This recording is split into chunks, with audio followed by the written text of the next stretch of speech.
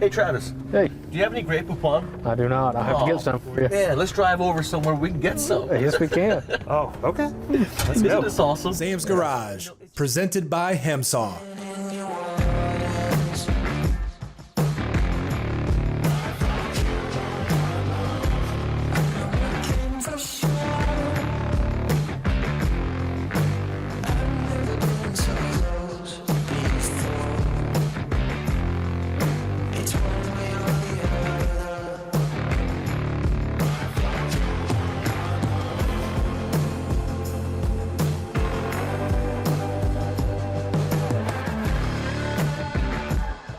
On this episode of Sam's Garage, Sam and the Lokar team walk around the 68 Chevelle, reminiscing over the project. Sam and Doug take us through an overview of their progress on the new frame for the 57 Thunderbird. Sam buttons up the Chevy C10 truck by installing a new rear bumper.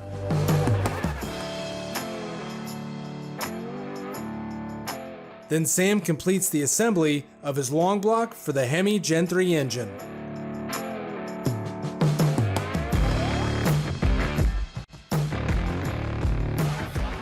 Sam, Kevin, and Travis wrap up the 68 Chevelle. They walk around the car discussing each milestone of the project. The Chevelle still has plenty of things on the wish list, but is ready to hit the road and have some fun. Feels so good to put a period on this. I know. It's great.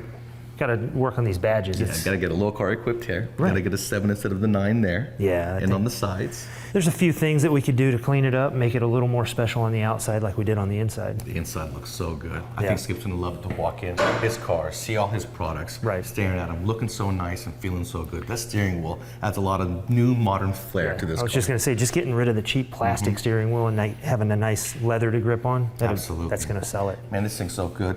The exhaust system looks so good in the back right here with the tailpipes 3 inches coming out. Yep. It wouldn't be a bad idea one day in the future when Skip's not looking, cut them right here, turn them down, old school 90s style. Get some old with drone. that shifter, matching the pedals. I Yeah. love the off-white. Looks so good. With the Clayton line, I don't know if you noticed, but those aren't just gray. We go back and highlight the edges, so that's why they have that pop. So it's almost like that chrome in there, so it's a little throwback. I like the brushed aluminum. Yeah, It looks really good. Looks like the person who installed that side really knocked it out the park. We'll straighten those out later. I love the fact that the motor mount Summit Racing provided works so good along with that cross member. I like the motor mounts because you don't have to remove the clamshell Yeah. off the frame. A little bit of a bear when you're doing that, you know? Well, if you remember on the Buick, I mean, trying to get our hands down in there and get those nuts in there, I mean, that just worked fine. And that engine up in there with the exhaust ports being individual, with the 14-inch Classic, with the stickers on there, it just looks like a big block. The valve covers really top it off.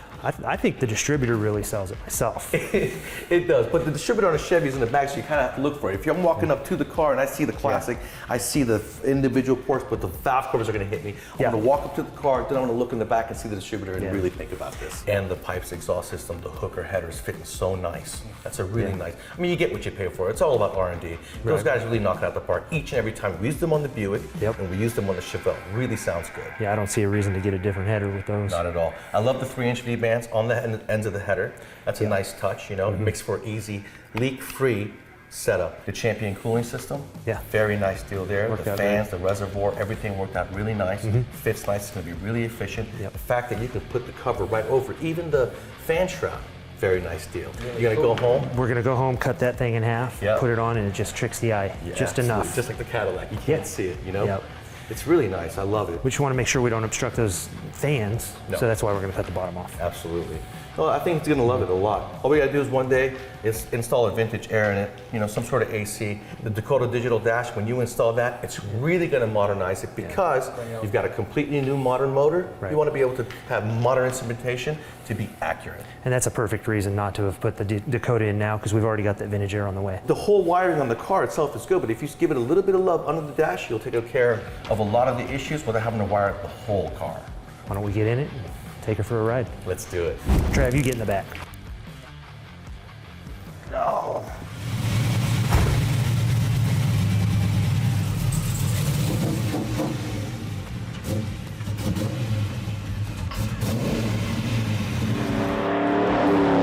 It feels so good that it's done, you know? Yeah, I mean, we can go button things up, but we can enjoy it in the meantime, you know, and just give it a shakedown and just have fun with it. The coolest part about it is the fact that this has become so popular. Taking the old cars, resto modding them. Used to be, that was sacrilegious. You didn't do it. It would be worthless. It would take the value away from the car. But now they're almost worth more because of the enthusiasm. They're certainly more popular for me in my book, but we didn't damage this car. No, we can we put did it back not. if we need to. Absolutely. And the thing is, like you said, the wife can drive it. And if the wife can drive it, they'll keep allowing us to build them. We don't have to worry about them breaking down. but- Absolutely. This is cool. I think Skip's going to love it. Yeah.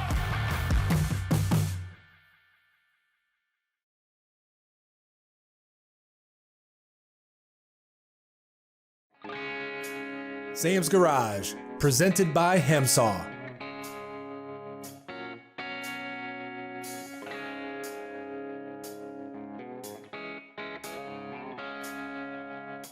Sam and Doug discussed their progress on the new frame for the 57 Thunderbird this season. The front and rear suspension is completed and ready for some action on the road. All that's left is to weld everything up and marry the body back to the frame. Talk about a sleeper, right? From the outside, it's going to look like a Thunderbird. It is. And underneath, you're going to have every new amenity that you would have today's cars. Yep. The chassis, Yeah. the suspension, the peace of mind, the safety, the braking, all that. The adjustability in the system. Because I know you love to set up your car and really have a spirited drive when you drive your Yeah, cars. I do. So having all this alignment, adjustability, really knocks it out the park. Yeah, you know, there's some wonderful roads around here to take this thing on a spin, and we've learned so much building this chassis. I mean, all of the design work, we designed it all in SolidWorks. We used a lot larger tubing on it because we wanted a real stiff frame because we know we're going to be putting on a lot of power out of that Coyote motor. So there's a lot of enhancements we've done, and we've also learned a lot by building this because we didn't have the body in SolidWorks, so we weren't able to mate everything together. So have everything on the lift and having the chassis down low. This way, when we built it, when we lowered the body down, we found we needed to make some tweaks. And by doing all of this, it made it a lot easier. So you guys at home, if you have a lift, build yourself that platform so you can take it on and off because you can really see sometimes it's not exactly the way you think it's going to be. And, you know, I was a little worried. I thought, you know, this is a huge project. There's no way we were going to be able to do it. But being here at Hem Saw, a full fab shop, you guys are capable of doing really anything. And with two talented people like Ron and Joe, this actually was a pretty easy job. We had to make some changes while we went along, but that's what trial and error is about right there. Exactly, yeah. And I want to thank Justin at Scott's Hot Rods and Customs for knocking out the front end and the 4-link for the rear. He knocked it out in record time for Doug and I. Thank you so much for that. Moser with the 9-inch rear end, same deal. They knocked it out really quick for us. 35 spline axles, LSD, everything you need back there to handle the Coyote motor that we did on the engine run stand, and we put the Holley EFI on it. Yeah, and the other thing is we've got everything tacked into place, everything hung. Now what we've got to do is we've got to finish welding it up. We're going to have to put all of the stiffeners into it, and then after that it'll go to the paint shop. It'll all get ground, everything will get looked, and then we're going to put a 2-part epoxy paint on it. And we're not going to powder coat this, and the only reason we're going to do that is in case we get any scratches and stuff we're doing with epoxy paint, I can touch up. If we use powder coat, it's really hard to do. You usually on powder coat to touch it up, you have to strip it back down and redo it. Yeah. So it really becomes a bear. You guys saw us this season. We've completely taken this Hem Saw Thunderbird 57 project apart. We've built the chassis. You saw us on the engine run stand doing a leak down test, compression test on the Coyote motor. We made it look really good for when we put the Holley EFI on it. Next time you come to the shop, you're gonna love it. I sent you the video. So you're really gonna love the way it looks. It's completely different. American Powertrain is gonna supply us with a TKX compact 5-speed transmission that's gonna fit in our tunnel. We've already got the hole. Right. Ron and Joe are going to clean up our hole, make us a new tunnel, so that when this car comes back to us season 9, which is going to be in the fall, you guys want to stay tuned so you can see Doug and I put the Coyote motor in, put the powertrain in it. You're going to have to do some work before it comes to me, though, with Ron and Joe finishing this thing up. But it's going to be so fun. And it will be. You know, this is the way everything came out, and the last little bit we have to do. The hardest part we've done. Now it's all going to be the last little bits. It's going to take a little bit of a time, but not that bad. All the hard stuff is done, and then we're going to move on to the new project. That 75 Eldorado convertible. Catch us. Jerry's going to love that. Oh yeah, it was one of my father's cars, just like the Hudson. It was in a barn for a long time. It's going to be a blast to build.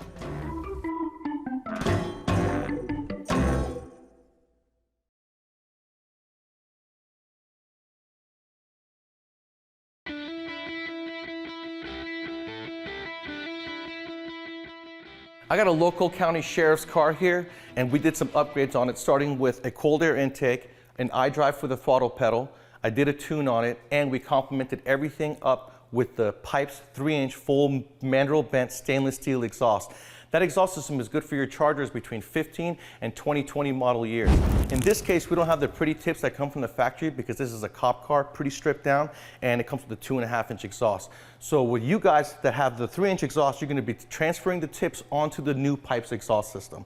Now, the sheriff is going to be using this as a recruiting tool. When they pull up to the car shows, they're going to really grab the attention of all the youngsters that are at the car show. We're not going to stop with just performance. We're going to make it look like a Hellcat by changing out the front fascia, rear fascia. We're going to add the wheel wells and change out the rocker panels. So before they ever pull up to the show, that Pipes exhaust is going to get everyone's attention. Now back to more Sam's Garage.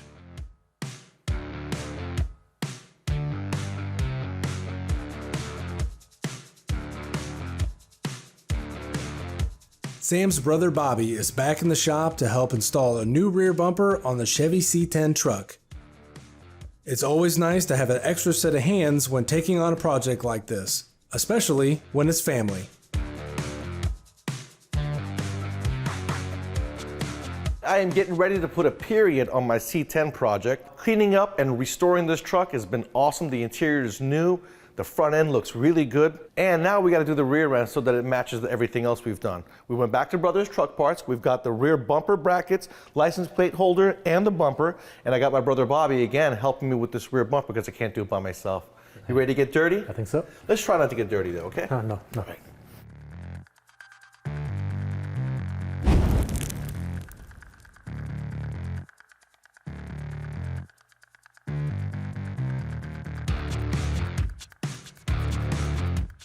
All right, the last item that Bobby and I have to install on this is going to be the license plate lights. And they're going to basically go into the holes that are right there, and they're going to sandwich the license plate to the bracket. First, we're going to put the wires through, then we're going to screw the light through, and there's a locking nut on the back side.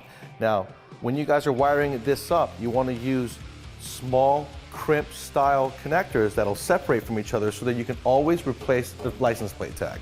When you're installing these, don't forget, there's only protrusion of light in one spot of it. So you make sure that when you're tightening it, that's pointing down onto the license plate, keeping you from getting pulled over.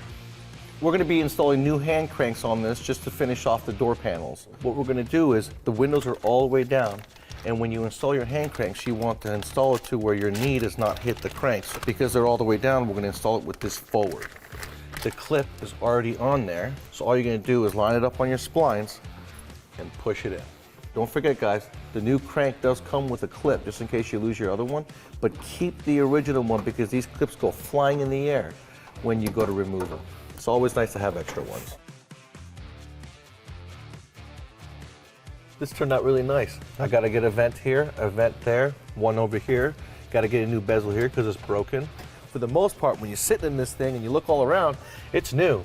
Door panels, dash, instrument cluster, headliner, visors, the whole thing is new. It looks pretty good. Yeah, no, and the seat feels good, huh? 50 years old? Yeah, not bad. Not bad. I think you'll enjoy it. But he's got at least 2 or 3 years left before this thing's done. This looks pretty good, doesn't it? I think so. The bumper looks good. It's straight considering the whole truck is not, Yeah. you know. He's got the squat going on in the back. You'd think it's this Carolina squat, but it's not. We all know that's illegal. He's working on the rear end still, and he has not welded his brackets in, so it's kind of shifted. When he welds it in, it'll raise up the rear. That QA1 suspension is going to easily be able to handle the 1,800 horsepower he's going to put in. I don't know how he's going to hook up considering there's no weight in the back. So I'd probably remove about 1,000 horsepower. All right, what do you think about the inside though? I like it. I like the seats a lot. Yeah, nice. And that's where he lives, you know? When you're building a vehicle, and it's where you live that matters. Because when you're inside the cab, you see everything is nice, and the outside, you can't see it. Yeah, for everybody But else. once he puts his 4-inch cowl hood on, it's gonna look really good. And the front end looked hideous when it came in. And so look at it now. I mean, we only added 2 pieces to this, cleaned up the rest, but look what a difference it makes. really that did. air dam really makes a nice difference.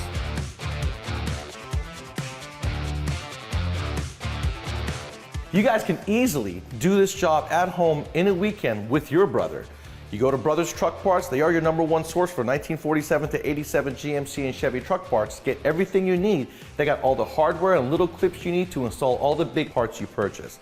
So go out there and do it and make your truck look as good as this one does.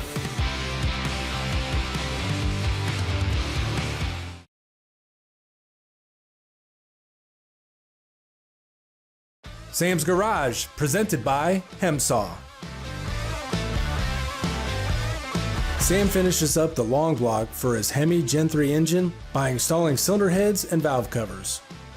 ARP bolts were used through the entire engine to ensure strength and reliability. Now Sam just needs to figure out which car to put this engine in. Okay, so I'm taking my short block and I'm going to turn it into a long block by assembling the top end. That includes the heads and the intake manifold. Continuing on with my ARP theme by strengthening the motor and making it look good from the outside.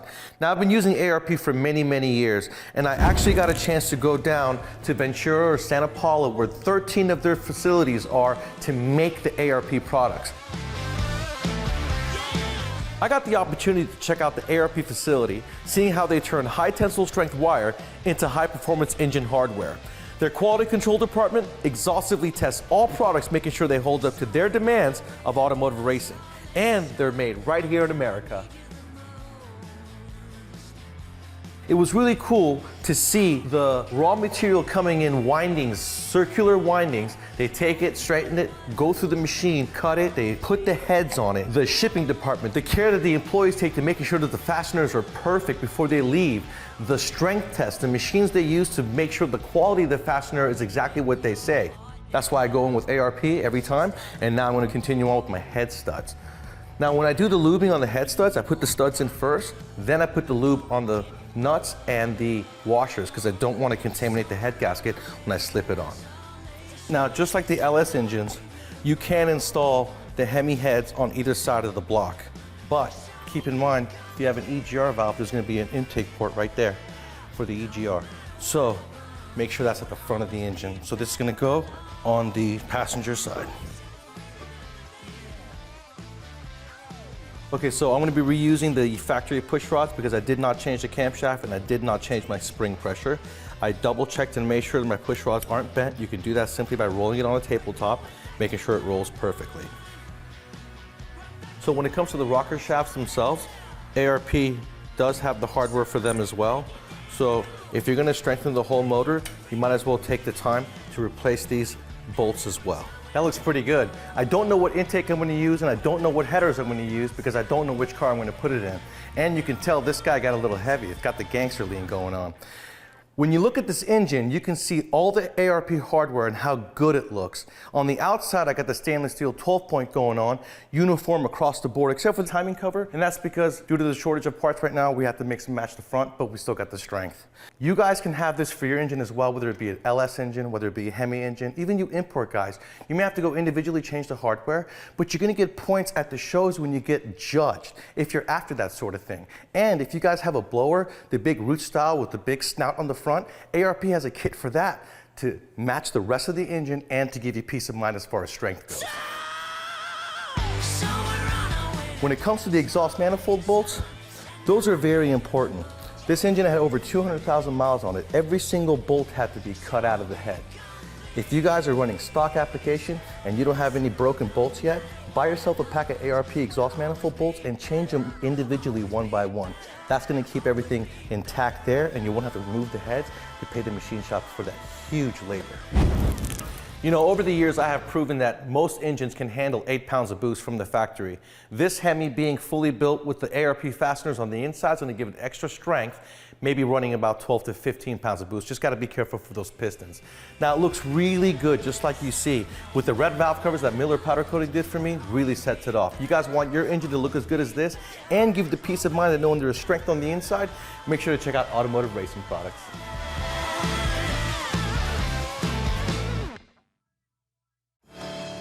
Last year I lost my father, and when we cleaned out his barn, one of the cars in there was this 1975 Cadillac Eldorado convertible. It was a car that he really enjoyed back in the day. Sam and I looked at it and we feel it'd be a great project to show people the restoration that we're going to do on it next year.